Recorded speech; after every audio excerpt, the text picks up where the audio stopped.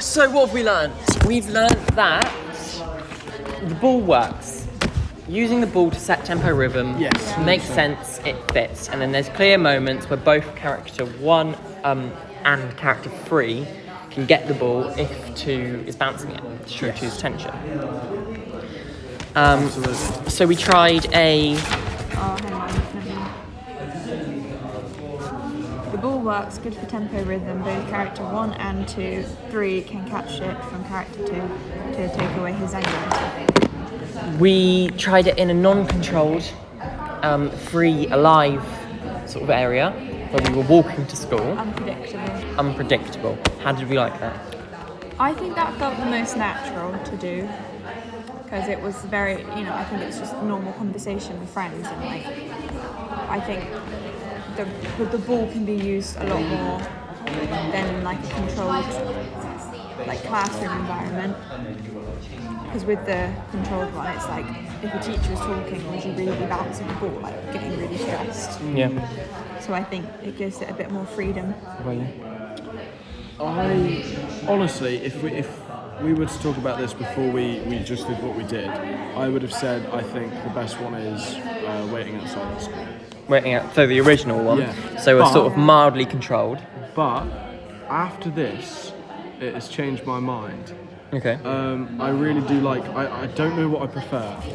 I like them both differently. Okay. So the other one we tried was the controlled one, where we're waiting in some kind of PE lesson, perhaps. I liked that. We thought that perhaps, if a teacher was talking to you, you'd want to shut up and be silent and still whenever they look at you, so we could try and integrate that into it to add that sort of controlling environment, and then stage whispers to show that we're not meant to be talking. There can be moments of pause and the teacher is looking at us and we're like, oh, she can see that. Especially as there is a couple pauses in here, the what are you, which is cut off, that could be cut off because instead of, so you say what are you, instead of you cutting Ruby off, it could be teacher's gaze because that's just as bad as being interrupted. And then that would bring in our actor's gaze because we'd all have to know where the teacher was, so we could all look at the teacher. That would be quite interesting. And then we tried that one on both the straight line and the huddle in the one box. What did we think worked better then? Straight line was a little bit, I think if you had the whole ensemble there, it could be quite effective. But I think if it just ends up 3 people, the rest of the line's a bit pointless. Doesn't really communicate to the audience that you're on a line. We end up just look like you're stood weirdly. Yeah. So that could work. So what you mean? Have the whole ensemble there, character 2 and 3 stood in the middle, and then 1 pushes their way through. Yes. Or if without the ensemble, we could really try to push that we had to stand on the line and I'm talking in between you two like this. Yeah. Flipping my head back and forth. That could be quite effective. That would definitely show it's in a lesson, I think, more than the huddle would. Very controlled. Very controlled. And then we could still have the actor's gaze of the teacher. Yeah. So I think our choices are probably between we reckon the on walking to school or in a lesson. Yeah. I think because you've got the one outside the school, it's a weird middle ground because it could be quite good to talk about how it's still controlled, you still got that school environment, he's not coming in, but then you can happily use the ball and stuff, but... It'd be quite difficult to show the audience, because it's not a set place as such. I think it'd be... But then it could be effective, it's just how you're combining both the controlled environment and the non-controlled environment. How would you do that? I think it's just how the scene comes across. You could have, instead of a teacher looking at you, it could be judgment from other students.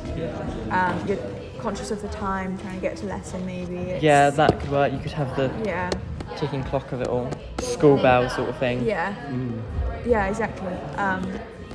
But then still have the... Do we think that character 1 joins character 2 and 3, or are they already there? Again, I think it depends.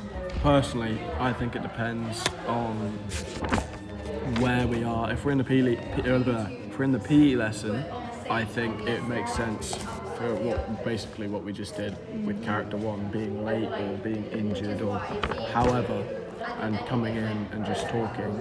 But if we're walking, I did like the companion silence. It worked, and it made it feel like there was something missing, which is the person we're talking about. The tension Yeah. of Yeah. Michael Yeah. being not there. Exactly, and I just think that really worked, and that can be something we can talk about. Like my character's maybe feeling a little bit uncomfortable on how to bring up the situation.